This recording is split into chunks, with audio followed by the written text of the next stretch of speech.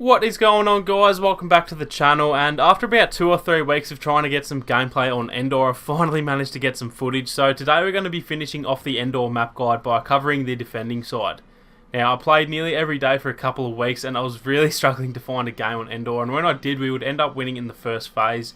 And then I managed to have one of the best games I've ever played on ENDOR, where I had about 65 kills, and I was super happy that I'd done it after so long. Well, turns out the footage corrupted and I never got to use that gameplay, which, as you can imagine, was really frustrating, but luckily a day or two later I did manage to get some decent footage, so let's get stuck into it.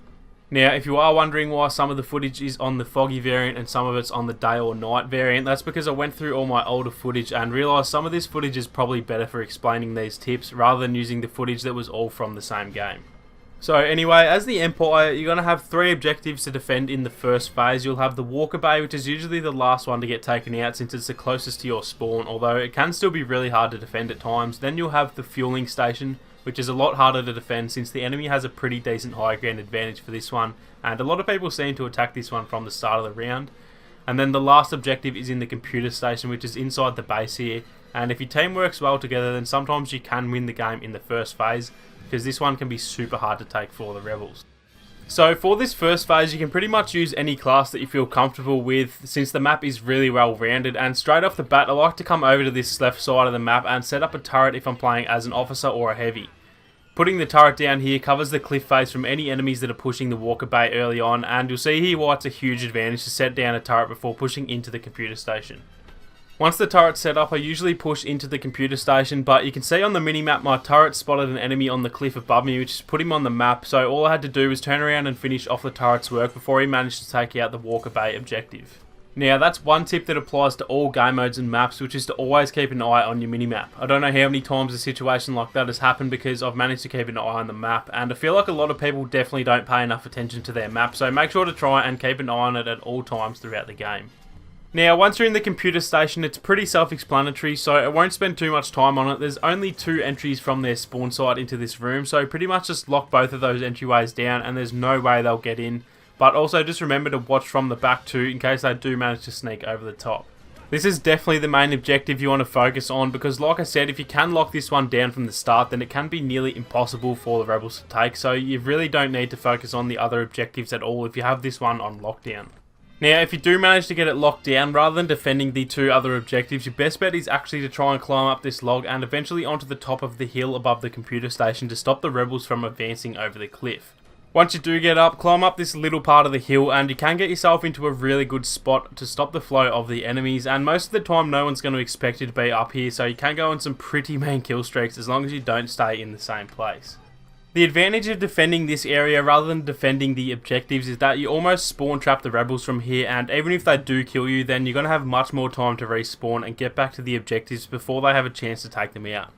A lot of people would say this is selfish play, but in my opinion this is way more effective than sitting back and defending the objectives, so in the long run this is going to give you a much better chance of getting the win. Now, if you do get pushed back from these objectives, then you'll be onto phase 2, and this will see the rebels take control of the Walker and try to make their way down through the forest of ENDOR all the way to this compound at the back of the map. We're going to go into a bird's eye view for this phase of the map. I would have loved to have used the foggy variant to keep it the same as the rest of the footage, but unfortunately you can't see a thing from up here with all the fog. So there's 4 checkpoints along the way for the rebels, and once they make it to each checkpoint, it just means they'll start spawning within that checkpoint rather than all the way at the back of phase 2. Now, these 2 areas marked in blue is where most of the action's going to take place, and scattered throughout these areas you'll find a few ion disruptors to damage the Walker along the way. This area marked in red is pretty much no man's land, and I'd have to recommend just staying out of this area as much as possible, especially when the Walker is closing in, as it can step on you and kill you instantly, so do be wary of that as well. Now, you might be wondering which side's the best to defend in this phase, and honestly it really doesn't matter which side you focus on. Most of the time the enemy team will pretty much split up in half perfectly and head to each side of the map, so I'd probably recommend to just stay on whichever side you spawn on and try your best to defend that side. However, if you do see the other side's taking a beating, then it can be a good move to head over there and give them a hand as well. So for this phase I've definitely got to recommend using a bit of a longer range weapon. The officer and assault classes are definitely well suited to this phase again, and the specialist can be a beast now as well since it's been given a slight health buff in the latest patch. A lot of people seem to sit back and defend in this phase, since technically that's what you're meant to be doing, but just like the first phase, your best bet is to be a little bit more aggressive and try and push the enemy back as well. But if your teammates aren't helping, then it's probably a bit safer to sit back and have strength in numbers. Another thing I've got to recommend is protecting any AT-STs that your teammates have. They can absolutely destroy the other team, but they do need help from infantry as well. So if you see one nearby, it's a good idea to stick close to it and help it hold the rebels back. Not only that, but you should also be protecting any teammates who have an ion disruptor. When they're charging the shot, they're pretty much useless to fight back, so if you stick nearby, then you can pick off some easy kills and help your team do some damage to the walkers. Now, once you get pushed all the way back to the final checkpoint, you'll have to defend the compound, and there's only 2 entries for the rebels to push through. The first one is the obvious one, as this is where the walker's going to pass through, and most of the enemies are going to come through this one since it's closest to the walker. There is also an entrance over here to the left as well, and usually this is the main one that I defend because it can be pretty easy for the enemies to sneak through this side as well.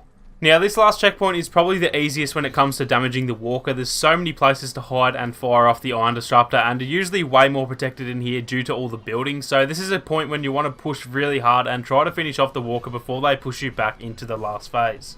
Try and fend off the initial wave of rebels pushing into the compound, and then if you do have the ion disruptor, then the best time to strike is just before the walker enters the compound, since it won't be able to fire over the wall.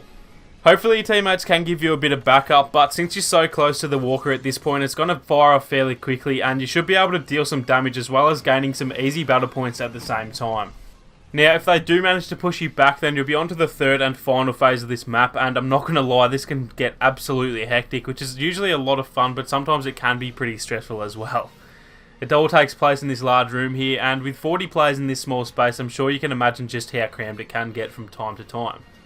There are 4 entrances to the room, this one up here to the right on the upper level. Then there are 2 down below as well, which is where most enemies are going to come from. There's the one on the right and then another to the left, and then just left of that one there's also going to be another entrance as well.